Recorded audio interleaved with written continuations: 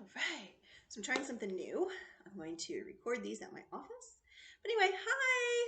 So here we are at our beautiful Adriatica office, and it's super awesome. I just went for a walk along the path along our lake. It's so gorgeous out today. Anyway, I wanted to start doing these. I'm not sure how often I'm going to have time to do them, but I wanted to get on and start it anyway. So I like to call this phenomenon the golden thread. So often there will be weeks or like 2 weeks at a time where I find myself having the same conversations or the same similarities throughout clients. So I just wanted to take a minute and talk about the one that has come up most recently. And it relates to a cognitive distortion, or what I like to call a thinking habit. Okay, and so it's called mind reading. It's one that we all do.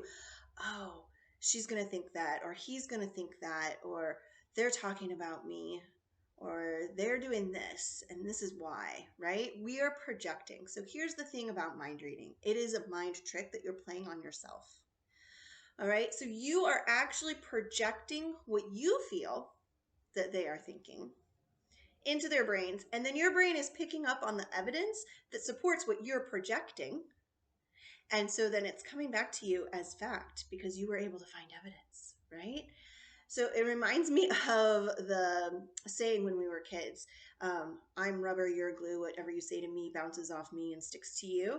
Well, mind reading is the exact opposite of that, in that it bounces off of us. It bounces off of them. We're projecting on them and it's bouncing back and it sticks with us. It gets stuck and we internalize it. And that's where the problem then lies, right? We get stuck in thinking, well, this is what they're thinking. And so therefore I must be da da da da, right?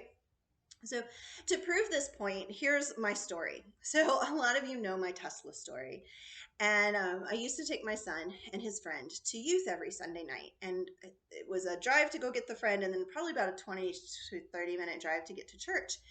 And so on the way, they started playing this game called Spot the Tesla. And it was a competition to see which one of them could spot the most Teslas on the way to youth group, okay? So they played this for months. I am not kidding you, folks. Guess what I see all the time now, and I wasn't even playing the game?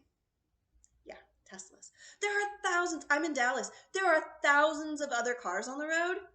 I see Teslas, which there are not thousands of. So then, to make this even more pungent of a point, my daughter wanted to start playing, but she doesn't know how to tell a Tesla. She was just calling everything Tesla, right? So that she could be a part of the game. So they said, okay, you find all of the bright green cars.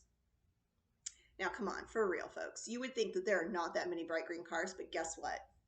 When you look for them, they're there. All right? So this ties back into that mind reading because you're projecting what you feel.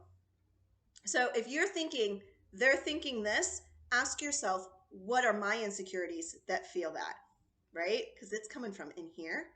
And then you're looking for the evidence that supports what you're looking for. So if they shoot you a look, then of course that feeds the evidence because you're looking for that. It could have just been a side glance and they were watching their environment.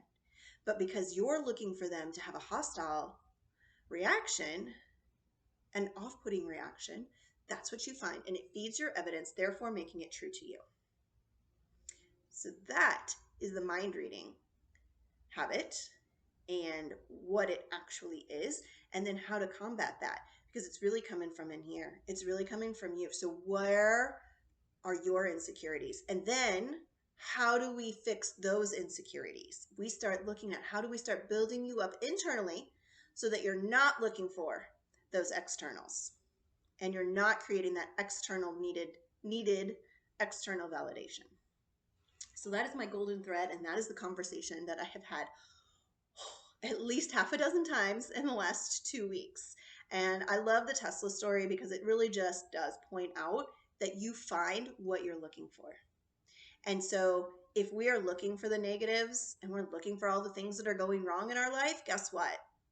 You're going to find them, and you're going to find them in abundance. You totally will. However, if you look for the positives, it doesn't mean those negatives aren't there. There are still thousands of other cars on the road.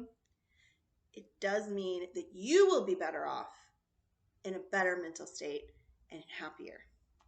I hope that helps somebody, and I'll see you next time.